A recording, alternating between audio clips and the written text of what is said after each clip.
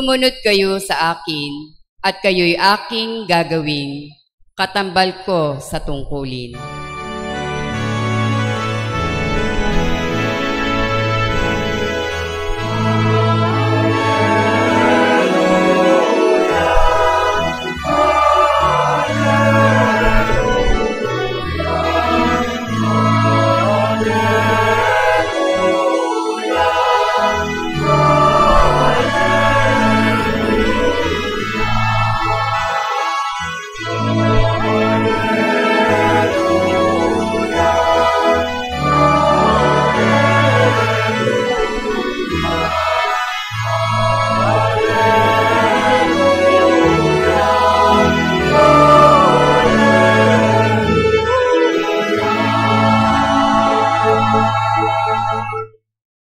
Sumainyo ang Panginoon.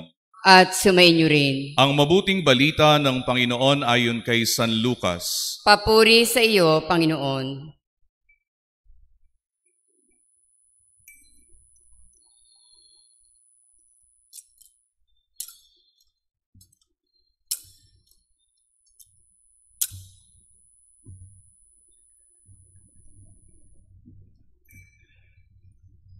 Noong panahong iyon, nakatayo si Jesus sa baybayin ng lawa ng Genesareth.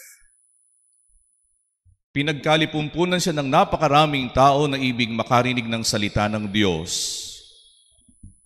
May nakita siyang 2 bangka sa baybayin. Nakalunsad na ang mga mangingisda at naghuhugas ng kanilang mga lambat. Lumulan siya sa isa sa mga bangka at hiniling kay Simong may-ari nito na ilayo ng kaunti sa tabi. Naupo siya sa bangka at nangaral sa mga tao. Pagkatapos niyang magsalita ay sinabi niya kay Simon, "Pumalaot kayo at ihulog ang mga lambat upang manghuli." Sumagot si Simon, "Guro, magdamag po kaming nagpagod at walang kaming nahuli. Ngunit dahil sa sinabi ninyo, iuhulog ko ang lambat." Gayon nga ang ginawa nila at sa dami ng kanilang huli ay halos magkangkasira ang kanilang mga lambat. Kaya't kinawayan nila ang kanilang mga kasamahang nasa ibang bangka upang patulong at lumapit naman ang mga ito. Napuno ang 2 bangka na halos lumubog.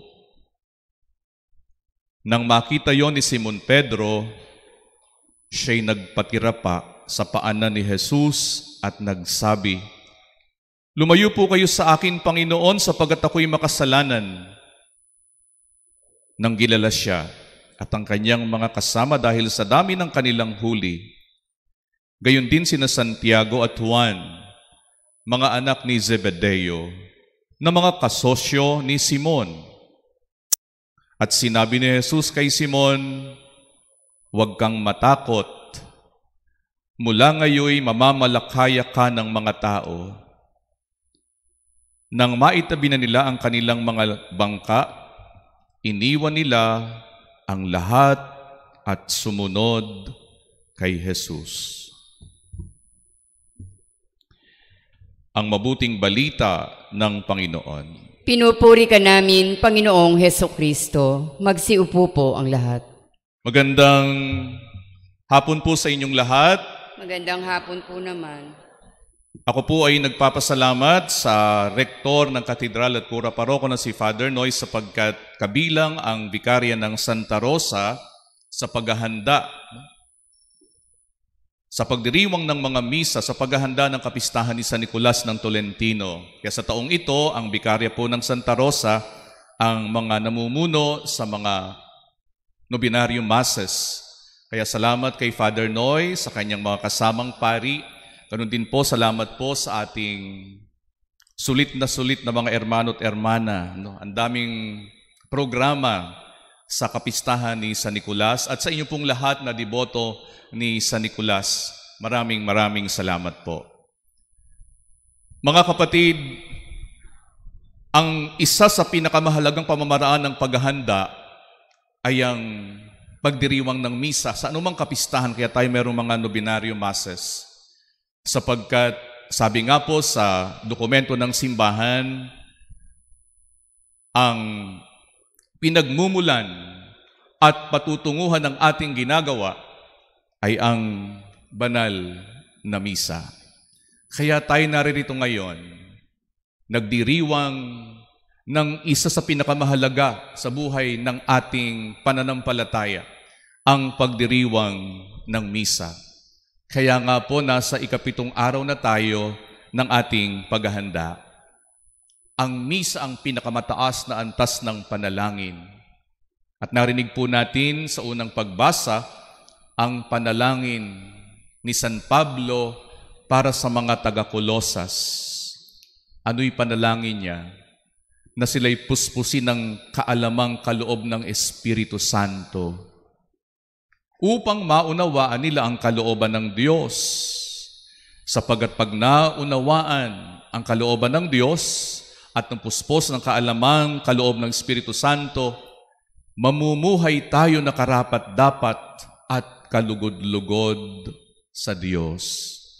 Ang ating buhay magiging sagana sa mabuting gawa at lalawak ang ating kaalaman sa pagkakakilala sa Diyos. At anong bunga nito? Matatag, masaya, at mapagtiis sa lahat ng bagay. Bakit? Sapagkat tayo may hinihintay. Ano yon? Tayo ay tagapagmana ng kaharian ng Diyos. Kaya mahalaga po yung buhay panalangin. Sabi nga po in prayer, we are trying not so much to make God listen to us, but to make ourselves listen to Him. In prayer, it is not much to speak to God as to listen to Him. Sa pagdiriwang ng misa, nakikinig tayo sapagkat ang Diyos ang nagsasalita. At sa pananalangin, in prayer, we will be changed. Merong pagbabago. Ang totoong nananalangin, nagbabago. Ang totoong nagdadasal, nagbabago, umuunlad. Ang totoong nakikipagdiwang at nakikibahagi sa pagdiriwang ng misa ay nagbabago. Bakit? Sapagkat binabago tayo ng ating pinakinggan. Binabago tayo ng ating tinatanggap sa komunyon, si Kristo. Sa mabuting balita ay narinig po natin ang pagtawag ng Panginoon kay Pedro. The vocation call, the vocation story of Saint Peter. Si San Pedro ay isang mangingisda, meron siya mga kasosyo, kasama niya yung kapatid niya, at ang mga kasosyo, ang pangingisda ho ay hindi madali. Mahirap kong pumalaot. Nung araw, panahon ng Panginoon, wala pang pag-asa. Hindi nagpipredict na may bagyo. Kaya it's very risky. Papalaot sila. Hindi nila alam kung merong masamang panahon. At nung umagang iyon, basyo. Walang huli. Magdamag silang nagpagal, walang huli. Nagpuyat, nagpagod, fruitless. Kaya nga, nang dumating ang Panginoon, sila'y nag-aayos na ng bangka, naglilinis ng kanilang lambat para sa susunod nilang pangingisda, para sa gabing darating upang sila'y makapangisda, upang magkaroon sila ng makakain. upang maitaguyod ang paghahanap buhay. Pagod na pagod, puyat na puyat, masarap mamahinga, masarap matulog. Pero dumating si Jesus at sinabi ho dito, sinusundan si Jesus ng napakaraming mga tao. At anong ginawa ni Jesus? Sumakay sa bangka ni Pedro. Ginawang pulpito ang bangka upang magturo sa mga tao. Siguro po habang nagsasalita at nagtuturo ang Panginoon, nakikinig sina Pedro habang inaayos at nililinis ang kanilang mga lambat. Pagod na pagod, puyat na puyat, walang nahuli. Matapos ang Panginoon ay mangusap sa marami, ano ang sinabi ng Panginoon? Pumalaot, ihulog ang lambat. Tanong ginawa ni Pedro, sumunod. Tanong ko po sa inyo, saan ba kayo kumukuha ng lisensya? Saan? Sa LTO. Wala kayo ibang kukuhanan ng lisensya, kundi sa LTO. Ano po yung meaning ng LTO? Land Transportation. Land Transportation Office. Alam nyo ba na sa pagiging alagad ni Kristo, kailangan ng LTO. It is one of the lessons of discipleship. LTO. At yan ang batayan ni Pedro. LTO. Ano yung L sa discipleship? Listening. Ability to listen. Learning to listen. Bakit ito kailangang makinig? Sapagkat sa paikinig, natututo tayo. Kapag hindi tayo nakikinig, hindi tayo natututo. Because in listening, we gather information. Tingnan niyo po yung mga bata na nakikinig sa kanyang mga guro.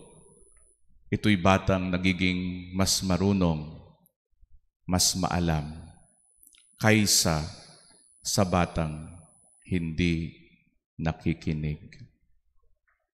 Kuminsan po ang mga magulang, anong sinasabi natin sa mga anak kapag matigas ang ulo?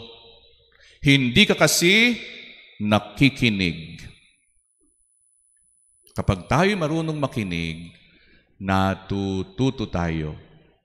Si Pedro, si Jesus, habang nagpapahayag at nagtuturo, nakikinig. He listens. At sa isang disipulo, sa isang alagad ng Panginoon, dapat marunong makinig. Kaya sa loob ng misa, hindi dapat nagse-cellphone. Dapat nakikinig at tumutugon sa mga sagot sa misa. Sapagkat natututo tayo mula sa salita ng Diyos. L. Listening. T. Trusting. Sina Pedro, pagod na, gusto na magpahinga. Actually, nalinis na nga yung lambat eh. But Jesus invited them to put out into the deep and lower the nets. Pumalaot at ihulog ang lambat sa kabila ng pagod, sa kabila ng antok. And what is the attitude of Peter, he did not complain. Kahit na sinabi na nga niya na magdamag na silang nagpagod, nagpuyat, pero wala silang nahuli. He did not reason out. Pero sabi po niyo, gagawin po namin. Because Peter did not rely on his expertise. He trusted Jesus. He believed in his words. He followed his instructions. And there is a big catch. Trusting, which leads him to obeying. Alam ni Pedro kung paano mangisda. Peter knows the better way to fish, but Jesus knows the best way to fish. Sumunod si Pedro because Jesus knows what is best. Jesus knows what is beneficial. By obeying, it is allowing Jesus to work on him. When Peter allowing Jesus to work on him, grace enters. Pumasok ang biyaya. And when we speak of grace, we speak of something limitless.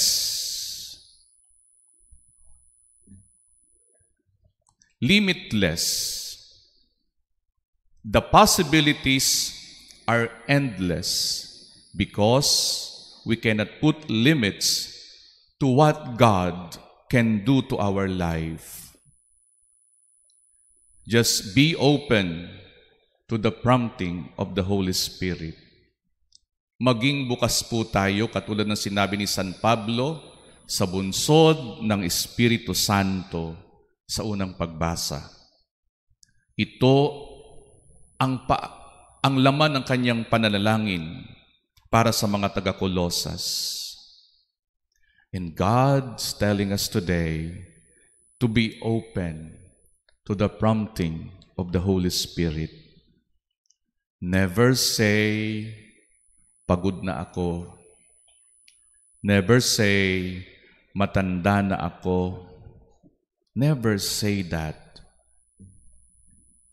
Never say, wala na akong pwedeng matutunan. Mapurol ng isip ko. No. We can do things we never imagined we could do as long as we are open to the grace of God and how it works in our life. Mga kapatid, lahat po tayo'y tinatawagan ng Panginoon. Ang pangunahing tawag ng Panginoon sa ating lahat ay buhay kabanalan. Magkakaroon ng buhay kabanalan kung merong LTO. Listening, trusting, and obeying. Saint Nicholas of Tolentine, pray for us. Amen.